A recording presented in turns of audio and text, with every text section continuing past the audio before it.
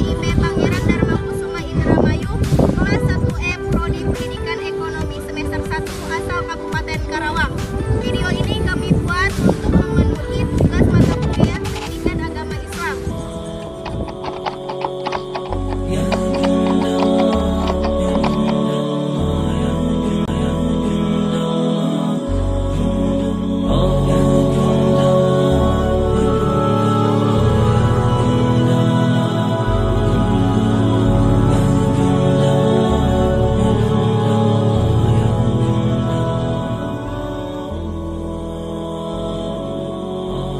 Agama Islam pertama kali dibawa oleh salah satu syekh yang mungkin namanya tidak seakrab dengan nama para wali di tanah Jawa.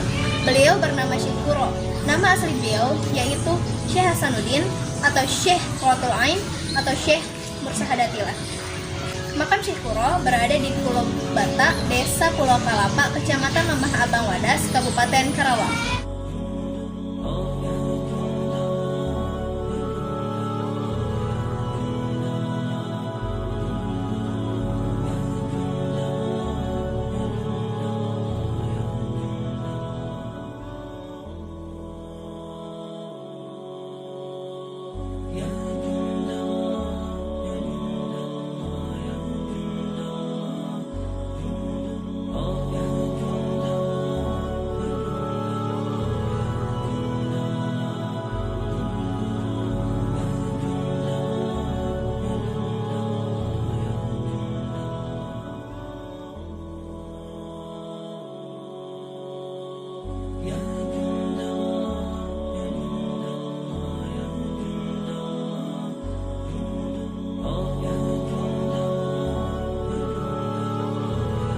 Pada tahun 1418 Masehi atau 1340 Saka didirikan sebuah masjid di Karawang yang bernama Masjid Agung Karawang.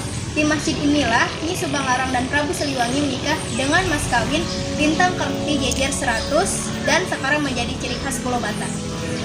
Syekh Kuro adalah penganut mazhab Hanafi yang datang ke Karawang bersama para santrinya yakni Syekh Abdul Rahman, Syekh Maulana Mazkur, dan Nyi Subang Larang. Setelah lama bermukim di Karawang, Syekh Kuro menikah dengan Ratna Sondari, putri dari Ki Gedeng Karawang. Dari pernikahan tersebut, lahirlah seorang putra bernama Syekh Ahmad yang menjadi penghulu pertama di Karawang.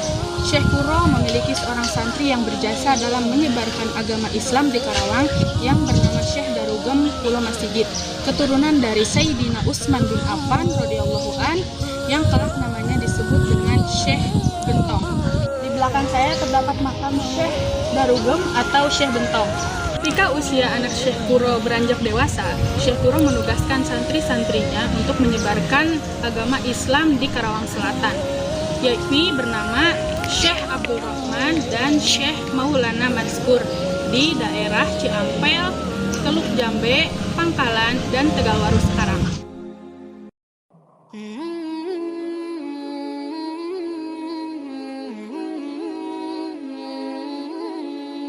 Sedangkan anaknya Syekh Kuro dengan Ratna Sondari yang bernama Syekh Ahmad ditugaskan ayahnya untuk menyebarkan ajaran agama Islam di pesantren Karawang atau di Masjid Agung Karawang sekarang. Sedangkan sisa santrinya yang lain yakni Syekh Bentong ikut bernama Syekh Kuro dan Ratna Sondari ke bagian utara Karawang, tepatnya ke Pulau Bata, Desa Pulau Kalapa, Kecamatan Lemah Abang Wadas, Kabupaten Karawang sekarang, untuk menyebarkan ajaran Islam dan bermunajat kepada Allah Subhanahu wa Ta'ala. Di Pulau Bata, Syekh Kuro dan Syekh Bentong membuat sumur yang bernama Sumur Awisan. Sampai pada saat ini, warisan tersebut masih dipergunakan. Syekh Kuro akhirnya meninggal dan dimakamkan di Pulau Bata, Desa Pulau Kalapa, Kecamatan Lemah Abang Wadas, Kabupaten Karawang. Sebelum meninggal, Syekh Kuro berwasiat kepada santri-santrinya agar menjaga masjid-masjid dan peninggalannya serta menjaga anak miskin dan yatim duafa. Sepeninggalan Syekh Kuro, perjuangan penyebaran Islam di Pulau Bata diwariskan kepada Syekh Bentong sampai akhir hayat Syekh Bentong.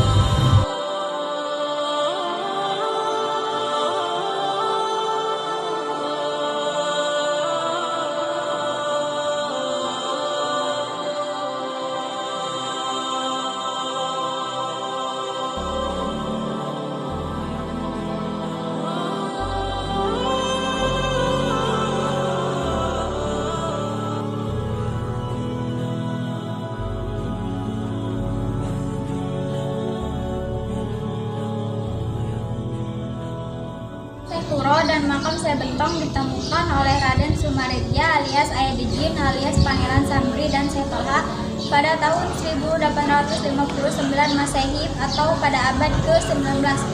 Siapakah Raden Sumareja yang berjuluk pengantin Samri ini?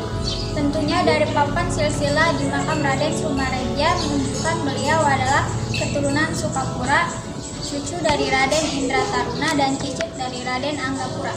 Raden Sumareja alias Ayah Dijin alias Pangeran Samri dan Syekh Tolha ditugaskan oleh Kesultanan Cirebon untuk mencari makam Mahaguru leluhur Cirebon yang bernama Syekh Kuro.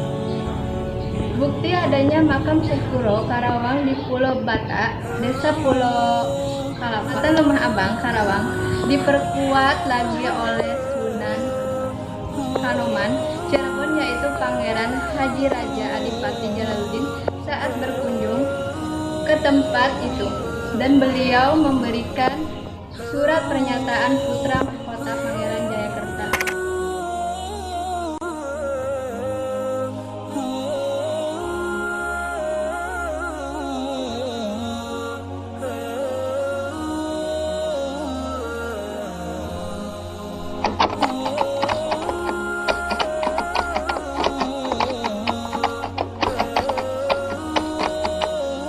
Ekonomi di Kabupaten Karawang.